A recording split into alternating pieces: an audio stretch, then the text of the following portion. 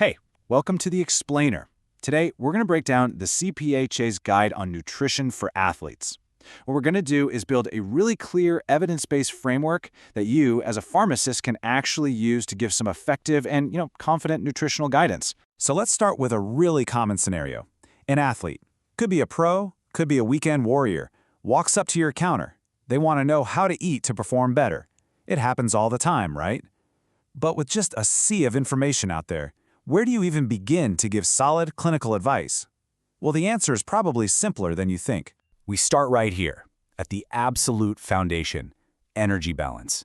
Before we even whisper the words protein or carbs, we have to figure out the total calories an athlete needs. This is the bedrock. Everything else is built on top of this. Most people think an athlete's energy burn is all about the workout itself, that slice for exercise. But look at this chart. The biggest piece of the pie by a long shot is their basal metabolic rate. That's just the energy to stay alive. And even that NEAT slice, non-exercise activity, can be a huge variable. It's not just the hour in the gym, it's the whole 24-hour picture. Okay, so how do we actually get a number we can work with? This simple two-step method is a great clinical starting point. First, you calculate their resting energy expenditure. The Mifflin sent to your formula is a solid choice for that. Then, you just multiply that number by an activity factor. No, it's not perfect, but it gives you an evidence-based estimate to get the conversation started. All right, so once we've got that total calorie target locked in, the next layer of our pyramid is figuring out how to compose those calories. And that means talking about the big three building blocks: carbohydrates, protein, and fat. So, this table right here, this is our home base. These are the key clinical targets you're going to want to remember. Notice how carbs and protein are based on body weight, in grams per kilogram, while fat is just a percentage of their total calories. These are your reference numbers, but remember, they always need to be tailored to the individual athlete. First up, carbs. Look, for pretty much any athlete, this is their main fuel source. They are absolutely critical for topping off the glycogen stored in their muscles and liver. Think of it like filling up the gas tank before a long drive. It directly powers their performance, and it even helps kickstart their recovery. And this is where your advice can get really specific and helpful. Carb needs are not one size fits all.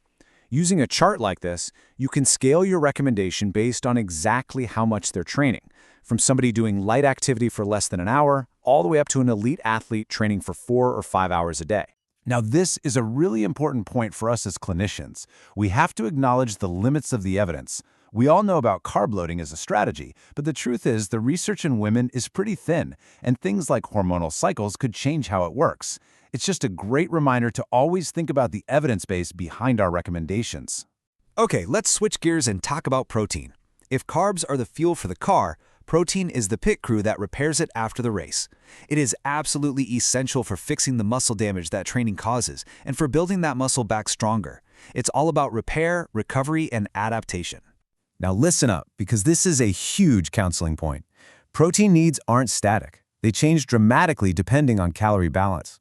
An athlete who's eating enough to maintain their weight needs about 1.2 to 2.0 grams per kilogram. But if they're in a calorie deficit trying to lose fat, their needs can absolutely skyrocket, sometimes over 3 grams per kilogram, just to hang on to their hard-earned muscle. This is a game changer. And you know what's coming next, right? The patient's going to ask, but is all that protein safe for my kidneys?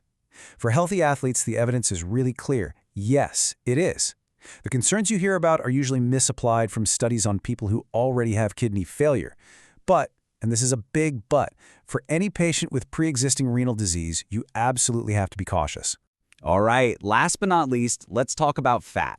For so long, dietary fat was made out to be the bad guy, but it's not. It is essential. It's critical for building healthy cells, making hormones, and, this is a big one, for absorbing those fat-soluble vitamins, A, D, E, and K. And this number right here, 20%, this is your hard and fast safety line. You have to advise athletes not to let their fat intake drop below 20% of their total calories for any long period of time. Going below that can seriously mess with their health and their ability to absorb key vitamins. Okay, great. So we've laid the foundation with calories, we've put up the walls with our macros. Now it's time for the fine-tuning. This is where we talk about the smaller details, like micronutrients and, of course, hydration. So look, a good balanced diet should cover most of this stuff, but there are a few micros you really need to have on your radar for athletes. The International Olympic Committee has specific recommendations for calcium and vitamin D.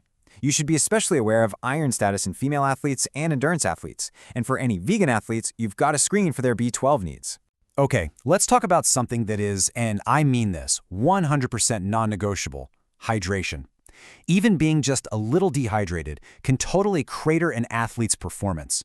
And severe dehydration, well, that increases the risk of a life-threatening heat injury. This is a fundamental safety issue. The good news is you can give them a super simple, really actionable strategy. First, pre-hydrate a couple of hours before they train. Second, during the activity, just aim to replace what they're sweating out. And third, how do you monitor that? The easiest way is with a scale.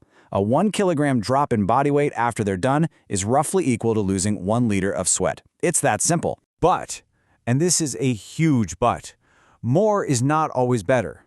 This is a critical safety warning you need to give. Drinking way too much plain water can lead to something called hyponatremia. That's a dangerous drop in blood sodium that can be life-threatening. For most recreational athletes, the best, safest advice you can give is also the simplest. Just drink when you're thirsty. Whew. Okay, we've gone through a ton of information. So let's pull it all together into a super simple checklist you can start using in your practice right away. First up, the foundation. 3 things to remember. 1. Always start with total calories. 2. Use Mifflin St. Jour as your quick and easy starting point. And 3. Remind them that their needs will change. It's not static. Next, the macros. Again, 3 key takeaways. 1. Scale their carbs directly to their training volume. 2. Hammer home the importance of enough protein for recovery, especially if they're in a calorie deficit. And 3. Warn them about that 20% safety floor for fat. And finally, safety and fine-tuning. 1. Screen athletes who are at risk for low iron, vitamin D, and calcium. 2. Teach them that simple weigh-in, weigh-out trick for hydration. And 3. For safety's sake, tell recreational athletes to drink to thirst. So you see, by following this framework, foundation, building blocks, fine-tuning, you have a really powerful tool at your disposal. So the real question is, how are you going to use it to shift your next conversation from just a simple transaction into some truly transformative advice? That's all for this explainer.